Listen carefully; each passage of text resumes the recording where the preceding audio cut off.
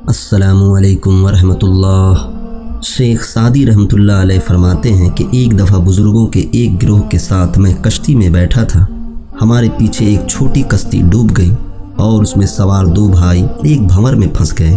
میرے ساتھی بزرگوں میں سے ایک نے ملاح سے کہا کہ جلد دونوں بھائیوں کو بچاؤ، تجھے ہر ایک کے عوض 50 دینار دوں گا۔ ملاح پانی میں کود پڑا اور ایک بھائی کو بھنور سے نکالنے میں کامیاب ہو گیا، لیکن دوسرا ہلاک ہو گیا۔ میں نے کہا اس کی زندگی باقی نہ رہی تھی، اس لیے تو نے اسے پکڑنے میں سستی کی اور دوسرے کے پکڑنے میں بڑی پھرتی دکھائی۔ ملاح ہنس پڑا اور کہا کہ جو کچھ تو نے کہا ہے درست ہے، لیکن ایک دوسرا سبب بھی ہے۔ میں نے کہا وہ کیا؟ کہنے لگا کہ اس کو بچانے کی خواہش میرے دل میں زیادہ تھی، کیونکہ ایک دفعہ میں جنگل میں سخت تھک گیا تھا۔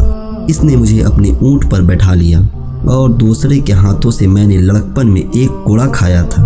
درس حیات میں نے کہا کہ اللہ تعالیٰ نے سچ فرمایا ہے کہ جو شخص نیک کام کرتا ہے وہ اس کی اپنی ذات کے لیے فائدہ مند ہے، اور جو شخص برا کام کرتا ہے اس کی برائی بھی اسی پر ہے۔